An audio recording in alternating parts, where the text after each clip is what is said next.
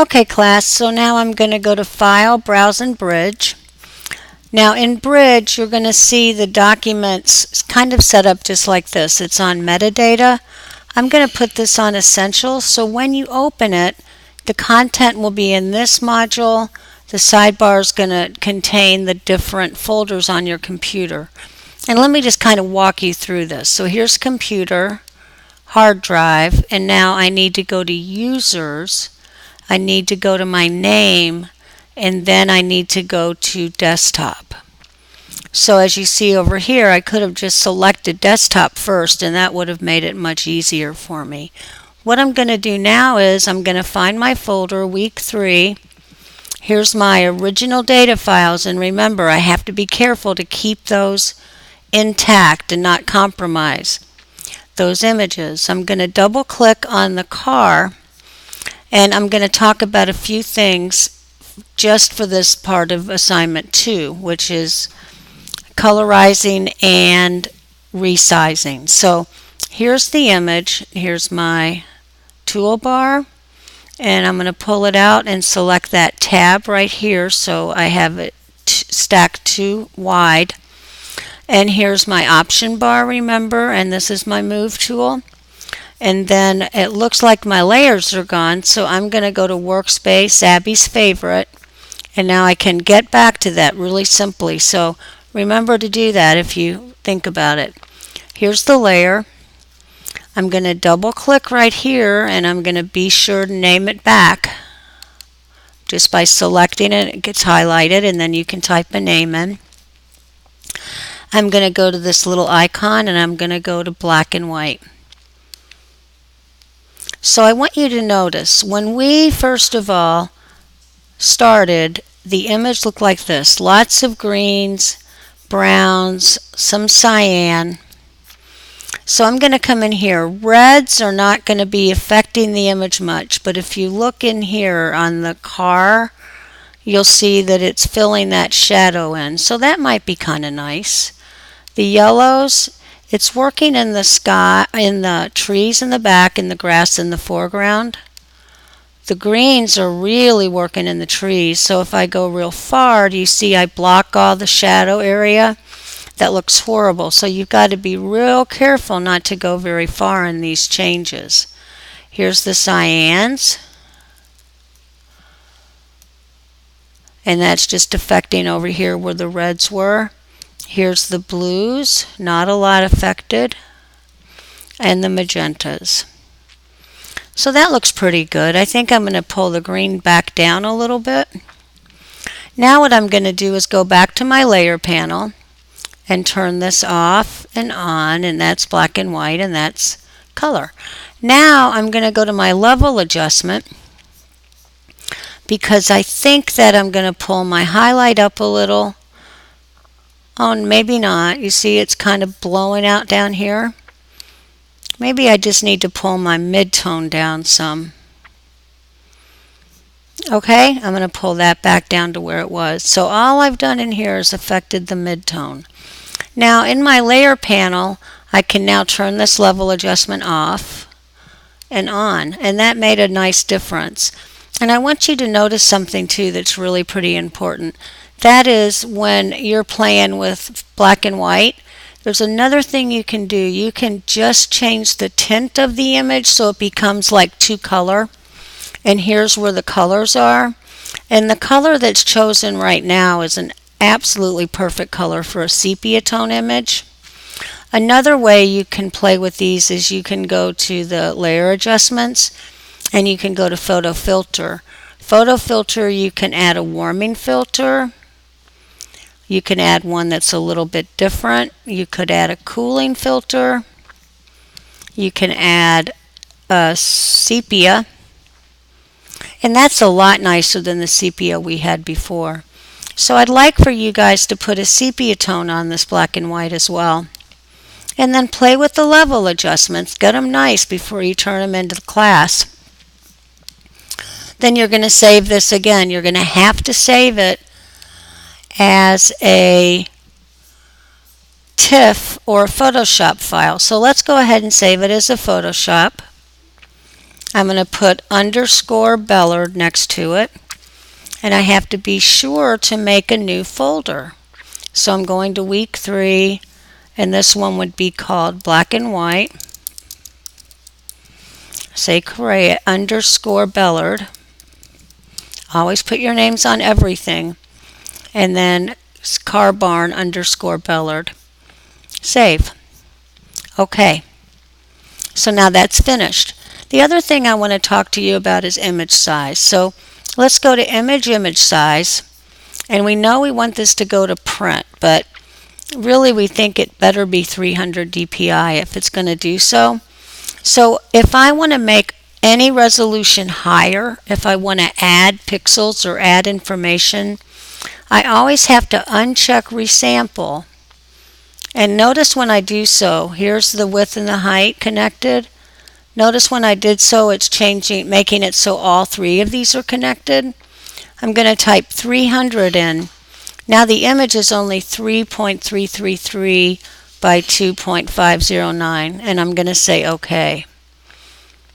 Now I'd really like to have a nice little white border around this image, so I'm going to go to Image, and I'm going to go to Canvas Size, and I'm going to change the canvas size to 5 by 7. So I'm going to make the width 7 and the height 5, and I'm going to say OK.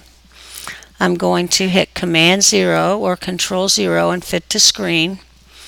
And then what I'm going to do is I'm going to go over to this little drop down, and I'm going to say Flatten Image so I can see what it looks like with that white around it. And that looks pretty nice because it's a big, nice mat, but it might be too much. So I'm going to go to History and go back, and I'll go to Canvas Size. And this time I'm going to just say Relative, and I'm going to type in 1 for the height and 1 for the width. And I'm going to say OK, and it's giving me exactly an inch border all the way around. Now I'm going to say File, Save As. This time I'm going to save it as a TIFF. So I'm going to go to TIFF and Save. OK. OK. Now I have a really nice image with the border. You can always check and see what that border is going to look like if you go to your layer panel and you say Merge or Flatten Image. Another thing you can do is you can add a new layer. So I'm going to go down to this image layer that says Back. I'm going to go to here to New Layer, or I can go to Layer, New Layer. And I'm going to say OK. And I want to fill the layer with white. So on my paint, in my toolbar, there's a bucket, but it's hidden right now because it's underneath the gradient. Now remember to take time to really look at page 134 where it has all the toolbar written out for you and gives you an explanation to what those tools do on the toolbar. I think it's page 134. It is page 131. And there's also a handout in the classroom. So here's my canvas. It's 1 inch all the way around. Here's my image right in the center. And I've added a new layer. So what I'm going to do is, if I go to my toolbar, and if I right click on the tool, I can change what's inside that tool if it has that little arrow on the corner. So that's the paint bucket.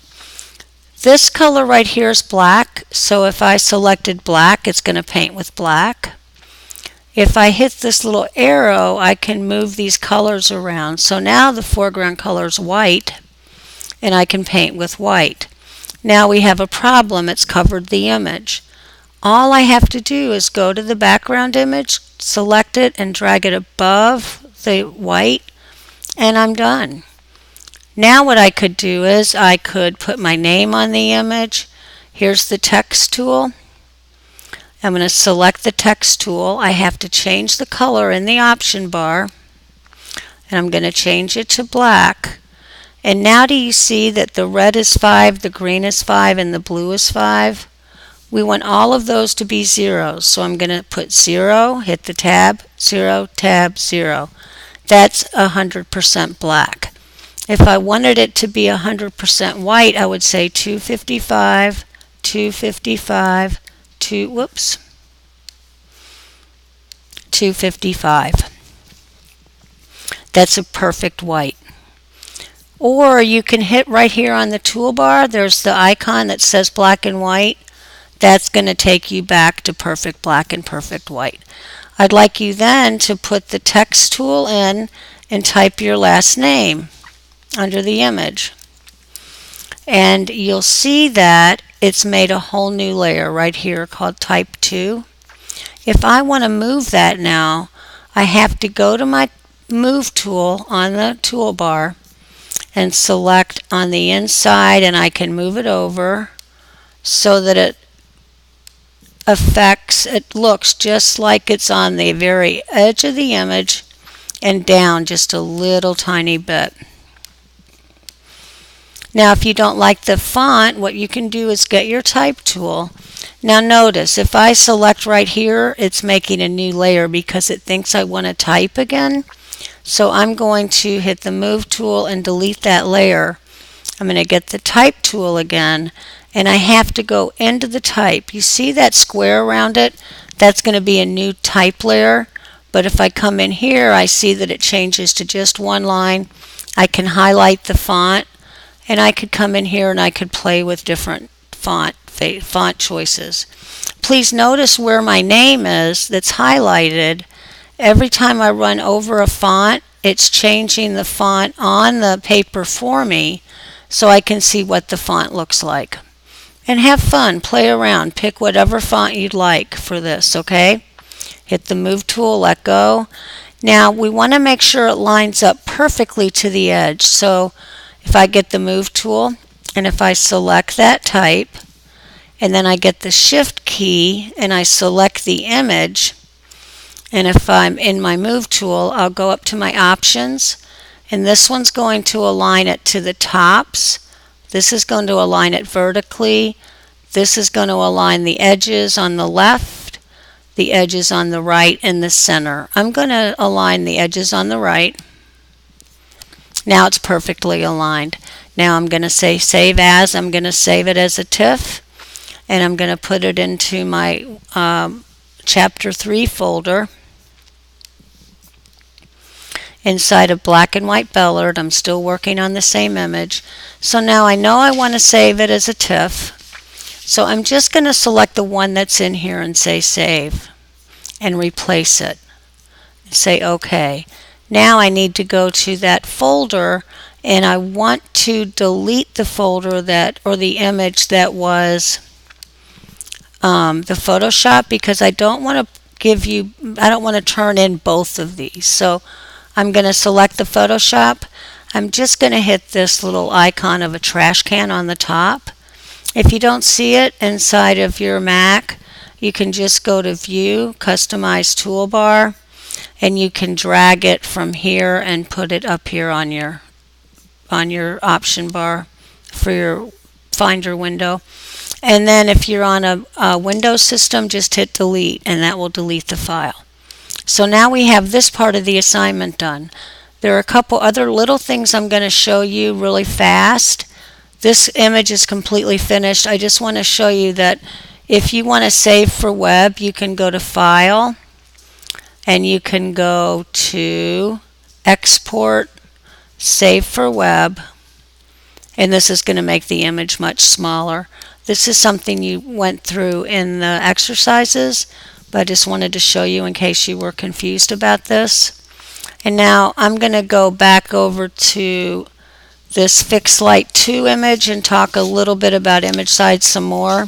Again, if I'm going to make the image bigger, I always have to uncheck this box. You can subtract pixels, but you cannot add them. So I'll make that 300 and the width went to 4. Now I'm going to select Resample Back, and I'm just going to type a 4 in there, and then it's 4 by 3. Okay? So anyway, I hope you guys are enjoying this lessons in this book.